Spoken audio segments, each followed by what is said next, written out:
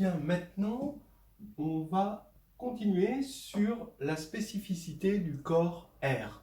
Maintenant qu'on a vu toutes les possibilités de corps, bon, qu'est-ce qui fait la spécificité de R? Il y en a quand même beaucoup, et c'est bien de les séparer, de les regarder une par une. D'abord, c'est un corps ordonné, c'est-à-dire qu'il y a une addition, une multiplication avec certaines compatibilités, et ça, c'est pas évident, hein. C n'est pas ordonné comme corps, hein. On peut mettre un ordre sur C, mais bon, C, ça ne va pas être un corps ordonné. Les corps finis, non plus, mais par contre, R est un corps ordonné, Q aussi. Voilà. Alors, ce qui va faire la force de l'ordre, c'est que si on a une somme qui est nulle avec tous les xi positifs ou nuls, pour tout i, une somme finie, hein, alors tous les xi sont nuls. Hein. Voilà. Ça, c'est quelque chose qu'on s'en sert presque inconsciemment tout le temps. Hein, voilà. Le fait que ce soit un corps ordonné va faire qu'un carré est positif. Et même, on a même la réciproque, tout nombre positif est un carré, et ça, c'est ce qui fait que, par exemple, le discriminant d'un trinôme, voilà, on voit que c'est un carré. Ce qui est important dans le discriminant d'un trinôme, j'insiste hein, quand même, c'est pas qu'il soit positif, c'est que ce soit un carré. Ça, c'est ce qui va vous donner la clé, le sésame, pour tous les corps.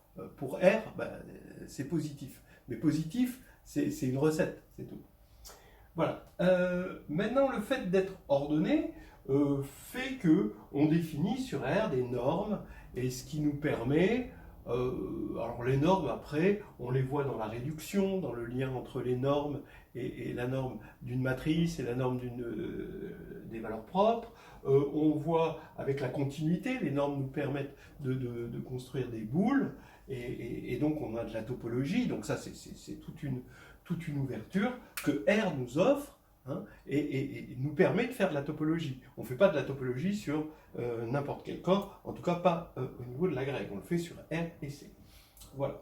Donc une somme des carrés, par exemple, si c'est nul, alors c'est que tous les nombres sont nuls.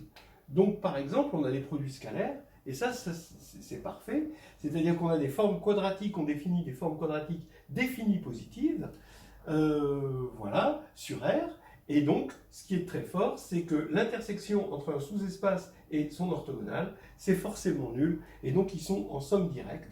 Donc quand on a un sous-espace, voilà, on va avoir son orthogonale en somme directe. Ça sert dans des tas de situations pour les endomorphismes normaux, hein, pour orthogonaux, etc.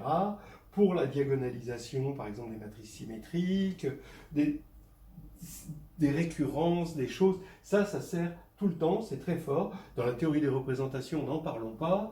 Hein, cette orthogonalité, bien que ce soit sur C, on dira sur C quelque chose à part. Et puis, il y a le fameux Cauchy-Schwarz qui sert bien, qui est aussi valable pour des formes quadratiques positives, pas forcément définies, et qui, c'est juste la notion d'égalité, le cas d'égalité qui va changer entre défini positif et positif. Voilà, Cauchy-Schwarz, et le cas d'égalité de Cauchy-Schwarz. Donc, voilà pour R est un corps ordonné. Maintenant, R est un corps complet. Oui, il a été fait avec des coupures, tout ça, et donc il est complet. Alors, qu'est-ce que ça va faire qu'il soit complet dans notre business? Pour les polynômes, eh ben, on a un théorème des valeurs intermédiaires qui va faire que les polynômes de degré impair vont toujours avoir une racine. Voilà, donc ça c'est déjà pas mal. Pour la réduction, ben, on a l'exponentielle hein, qui sert quand même pas mal dans les cadres bon, pas mal de cadres. L'exponentielle, parce que comme c'est complet, on va avoir des suites de Cauchy qui vont converger. On peut définir l'exponentielle. D'ailleurs, on peut définir pas mal de fonctions analytiques. Bon, déjà, pour commencer, l'identité plus A moins 1, on n'a pas besoin que A soit nilpotent pour le définir. On a besoin que ce soit nilpotent pour trouver une formule fermée de ça sur un corps quelconque, mais sur R, on va pouvoir écrire une suite géométrique de raison moins A, et si A a la bonne norme, ça va converger. Attention, ça ne converge pas toujours. Mais on peut définir des suites, et les suites, à partir du moment où c'est des suites de Cauchy, elles vont converger, hein, et tout ça, ça vient du fait que ce sont des normés et complets. Voilà, des manards. Alors, maintenant, important aussi, ce théorème des valeurs intermédiaires, qui nous a donné une solution, une racine pour les polynômes de degré impair. Le théorème des valeurs intermédiaires, et plus généralement la connexité, est très important et vont nous donner des théorèmes de surjectivité. La connexité, c'est vraiment la surjectivité, c'est-à-dire j'ai une application continue, son image contient sur un connexe, son image contient le point A et contient le point B, et ça va contenir tout le segment, donc si on est sur R, tout le segment AB, et plus généralement avec la connexité, c'est vraiment important, surtout si on prend alors bon, on retrouve par exemple la trace. La trace, ça va être une application continue de certaines familles de matrices dans R, matrice réelle, hein, dans R. À partir du moment où vous avez deux traces qui sont obtenues sur une famille connexe, alors c'est comme ça qu'on prouve par exemple, entre autres, le fait que SON est simple, ou SO3 est simple, et ça nous donne de la surjectivité. Et ça, tout vient de la complétion. Hein. Si on regarde au tout départ, tout ça, ça vient du fait que R est complet. Un petit gadget aussi, si une forme quadratique est définie, ça veut dire qu'elle ne s'annule jamais, sauf en 0, alors elle est définie positive ou définie négative. C'est encore le théorème des valeurs intermédiaires qui nous permet de montrer ça, ce qui serait faux sur Q, par exemple. On peut avoir une forme quadratique définie sur Q sans qu'elle soit ni définie positive ni définie négative. Ensuite, une autre propriété de R, c'est que c'est presque clos. C'est pas algébriquement clos, hein, on le sait, hein, mais presque. Et ça, les autres corps sont toujours très loin d'être clos. S'ils ne sont pas algébriquement clos, en général, ils sont à une extension infinie de leur clôture algébrique. Il y a un théorème, je crois d'Artin et Schreier, qui dit que bon, si un corps il n'est pas algébriquement clos, mais sa clôture algébrique est de degré fini, alors c'est forcément le corps R, ou quelque chose qui ressemble beaucoup au corps R. Hein. Un corps d'ailleurs ordonné, etc., etc. Caractéristique 0, tout ça. Bon, donc voilà les choses qui font le corps R, qu'on est content, tout ce qu'on fait, ça, c'est parce qu'on est dans R. Mais par contre, maintenant, il faut faire attention, si vous n'êtes pas dans R, en général, vous ne pouvez pas, ou R ou C, hein, alors vous ne pouvez pas faire toutes ces choses.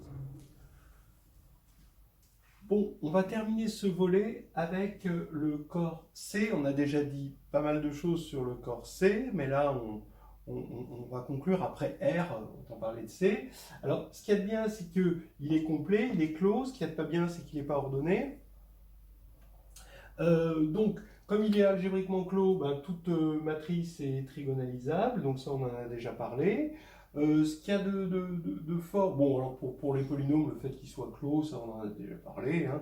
Mais pour les matrices, ce qui va être bien, c'est qu'on a une notion de limite, grâce à la complétion, et clos. Donc ça va faire qu'on va avoir une topologie, une notion de densité, et toute matrice va être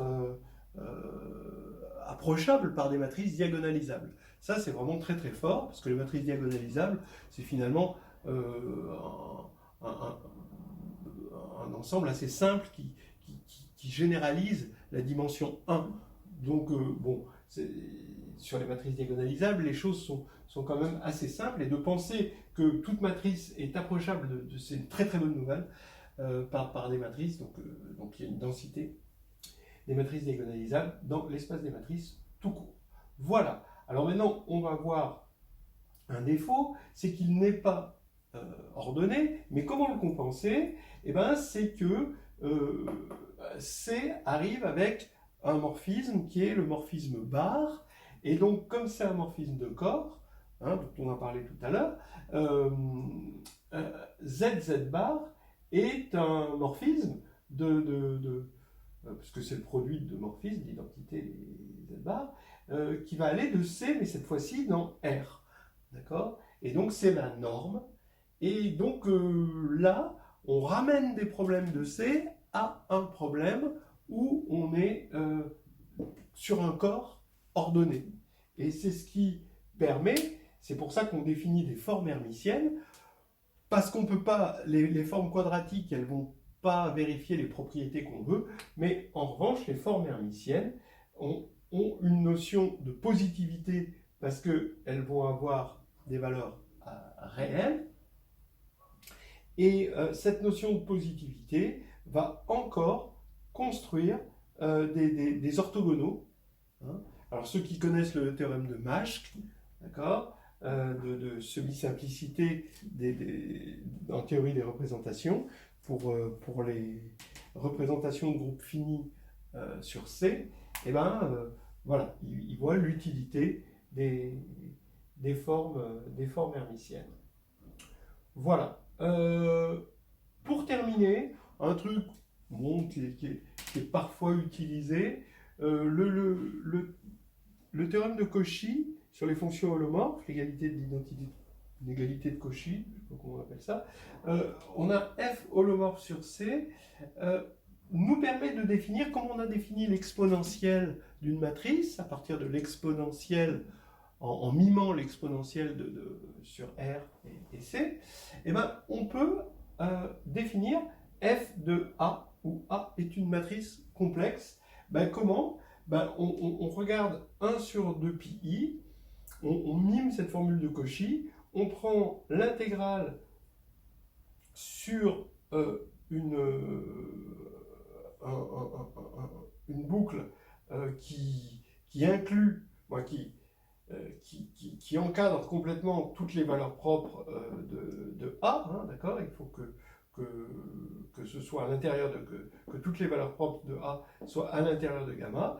On fait oméga identité moins A moins 1, d'accord? Et ça va nous donner quoi? Ben, ça va nous donner une matrice qu'on multiplie par f de oméga. F de oméga, c'est un complexe. On prend l'intégrale de ça et ça va avoir les propriétés analogues de f. Vous pouvez définir, si vous voulez, je ne sais pas, des tangentes, des sinus, des cosinus, des logarithmes, etc. Vos fonctions holomorphes. Voilà, donc on a fait ce qu'on pourrait appeler un petit peu de gymnastique sur les corps. Attention, on met les mains derrière la nuque et on me suit. Et 1, 2, 3, et 1, 2, 3. Et on étire, et on étire. Attention, on va fléchir. Et 1, et 2, et 3, et 4, et 5, et 6, et 7, et 8, et 9.